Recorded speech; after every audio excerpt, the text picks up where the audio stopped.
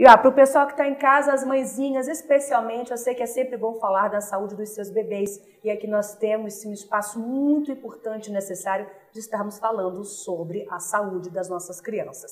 Hoje o tema é a atresia esofágica. Já ouviu falar? Calma que a gente vai explicar com mais detalhes agora, porque ela explica com muito cuidado e carinho para vocês aí de casa. Aqui no estúdio, Denise Matias, a nossa cirurgiã pediátrica. Tudo bom, doutora? Tudo bem. E eu já começo com uma perguntinha aqui da telespectadora Adarla, lá do Cinturão Verde. Quais são as principais causas e se tem como prevenir? Olha, a atresia esofágica ou atresia de esôfago, ela é uma doença, é uma malformação genética. Então, assim, não existe uma causa específica, tá? E o diagnóstico, ela pergunta? Isso, como prevenir isso?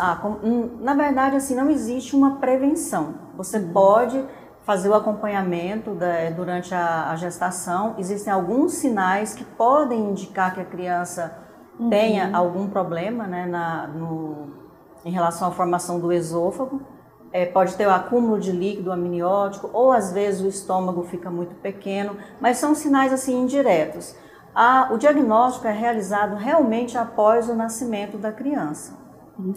Certo. Tem um exame específico, né, doutora? Tem. Normalmente, a criança nasce e ela começa a apresentar cialorreia. O que é? Acúmulo de saliva na boquinha, porque o esôfago é esse canalzinho que liga, né, a cavidade oral até o estômago.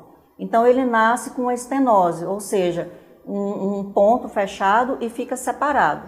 Então a criança não consegue, ela deglute, mas a saliva vai ficar retida e a criança começa a ter cialorreia. Às vezes ela pode ter episódios de cianose e quando o pediatra vai passar uma sondinha, essa sonda não progride. Existem tipos, né, então, de atresia, doutora? Existem. Assim, a atresia de esôfago, normalmente, a mais comum, o esôfago fica separado, fica 2 pontinhos distante. O distal, o mais comum é que ele tenha uma fístula para a traqueia. Então, quando a gente faz um raio-x, você vai ver que o intestino da criança tem ar, mas não existe comunicação com a cavidade oral. Doutora, tem como os pais verem a olho nu que a criança tem alguns sintomas típicos desse tipo de doença ou não? Só mesmo vendo o exame, fazendo um exame total na criança? Olha, geralmente esse diagnóstico é feito ainda no hospital antes da criança receber alta.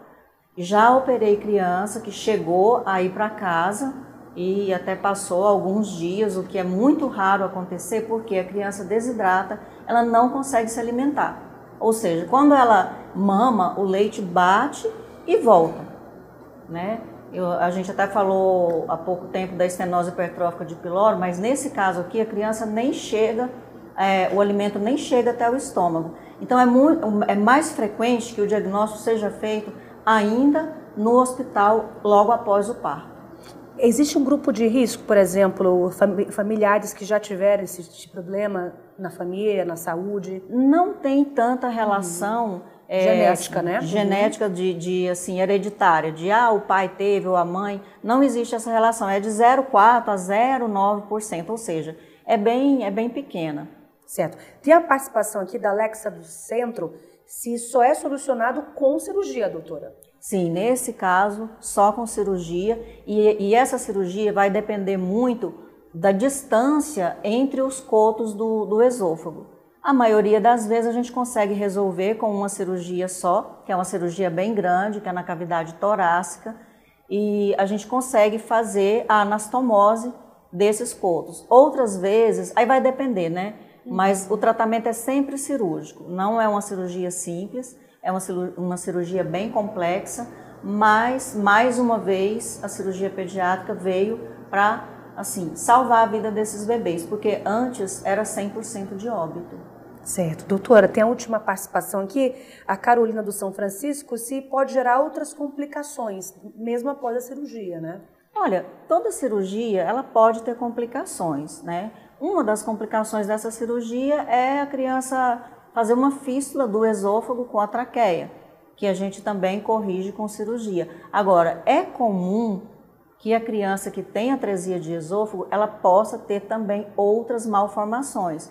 Então, uma vez que a criança tem o diagnóstico de atresia esofágica, a gente faz a investigação para ver se ela tem alguma malformação no coração, nos rins, nas vértebras. Então, é feito toda uma análise. Certo.